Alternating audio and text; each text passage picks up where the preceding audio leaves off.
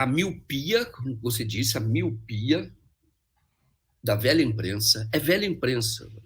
Às vezes eu fiquei pensando nisso, eu estou vendo todos os momentos. Ela é uma velha imprensa que não enxerga a importância de ter um brasileiro respeitado no exterior, conversando, dialogando de igual para igual com o futuro chanceler da Alemanha.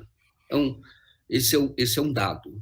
O outro aspecto que tem que ser saudado é que nós temos esse brasileiro, nós temos esse estadista. O Fernando Henrique foi presidente também. Ele não tem 10% do prestígio que o Lula tem no mundo. Isto é um ativo brasileiro, é um patrimônio brasileiro, isso deve ser usado a nosso favor. E o que a imprensa está fazendo aqui? Discutindo a candidatura Moro. Quer dizer, você tem o provável sucessor do Jair Bolsonaro, provável, as pesquisas mostram isso, tendo encontros relevantes na Europa, e você não tem a velha imprensa cobrindo. Ela prefere, Léo, cobrir as prévias do PSDB. Olha só. Olha que tragédia de imprensa que nós temos. Quando eu falo velha imprensa, Léo, é porque você fundou um veículo que é a nova imprensa, que é a imprensa, que é a imprensa que tem que ser independente.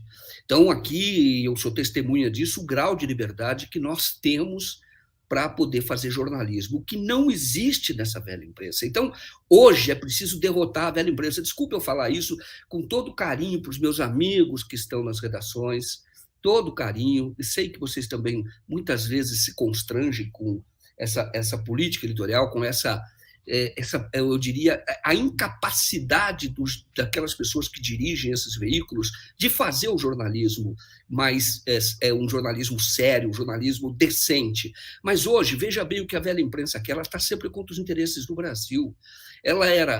Isso eu estou falando o seguinte, ela apoiou o golpe militar, depois ela apoiou o Collor contra o Brizola e contra o Lula, tá? Nessa ordem. Depois ela participou da farsa do Fernando Henrique Cardoso, que foi um projeto neoliberal executado por alguém que tinha um passado de esquerda e era visto por muitas pessoas como de centro-esquerda, na verdade. 94. Aí você tem o apoio ao Serra, depois você tem o apoio ao Alckmin, aí você tem todos os momentos Serra, e depois você tem o Aécio. Se dependesse da velha imprensa, nós teríamos um ladrão na presidência da República em 2014, ladrão comprovado. Entendeu? Pediu 2 milhões para o Joesley deu, foi filmado, gravado, e disse que, olha, tem que dar para alguém que seja de confiança, porque senão a gente tem que ser o primo, senão a gente mata o primo, né? Uma coisa desse tipo, né? É isso mesmo. Ô, Léo, imagina, e essa é a velha imprensa o tempo inteiro. Não adianta passar a mão, alisar na Globo, ou mesmo nessa imprensa que está surgindo agora, a CNN. São todas ideológicas e comprometidas com o projeto do mercado. Não, a Folha de São Paulo é um banco. E hoje ela é ruim no todo, não é só na cobertura política, porque ela é dirigida por pessoas que não fazem jornalismo mais, mas faz o negócio do patrão. A Globo é a mesma coisa. Entendeu? Não cobre a cobertura, não faz a cobertura do Lula, que está lá, falando com pessoas relevantes, tendo encontros relevantes, e cobre o PSDB. Todo dia você ouve o Merval falando da prévia do PSDB, os caras têm 1%, 2%, 3%, eles criam um público. Essa velha imprensa não atende um público, ela tenta criar um público, ela tenta criar um leitor, e aí por isso é que ela participa de todas as manipulações contra o Brasil, contra os interesses da população brasileira, essa é a verdade. E aí eu escrevi um artigo logo de manhãzinha, Joaquim, assim, ó.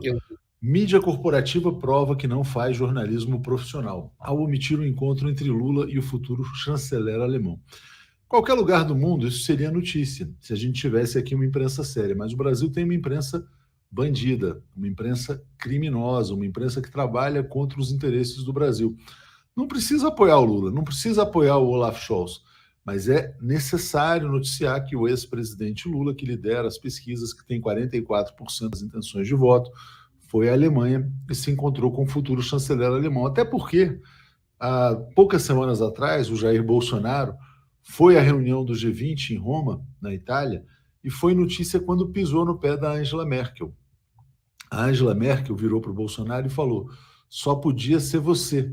Aí o Bolsonaro, que é aquele penetra, né, no mundo dos líderes internacionais, porque ele não é um presidente legítimo, ele só é presidente porque um ex-juiz parcial e suspeito fraudou a eleição presidencial prendendo Lula. Então, Bolsonaro é um usurpador, assim como Michel Temer era um usurpador.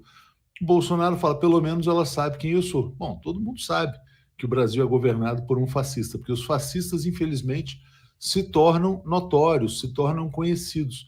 Agora, o Lula não é conhecido pelos defeitos. O Lula é conhecido porque, de fato, é um líder internacional.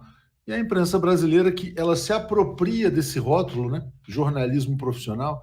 Eu fiz uma provocação no Twitter, Joaquim. Eu fiquei dizendo o seguinte, quer dizer, olha, será que nenhum jornalista profissional vai romper esse bloqueio, essa censura? Cadê os jornalistas da Globo News, que estão lá no Twitter? Cadê os jornalistas da Folha, do Estado, do Globo?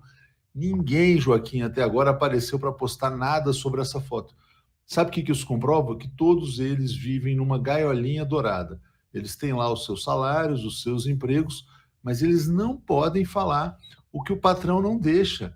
Então, assim, o patrão fala assim, não pode, vamos fingir que o Lula não existe. Né? É isso que eles fazem. Vamos fingir que o Lula não existe, vamos fingir que a Alemanha também não existe. Tira a Alemanha do mapa, tira o Lula do mapa, daqui a pouco tira a França, tira a Itália, tira os Estados Unidos, tira o Canadá.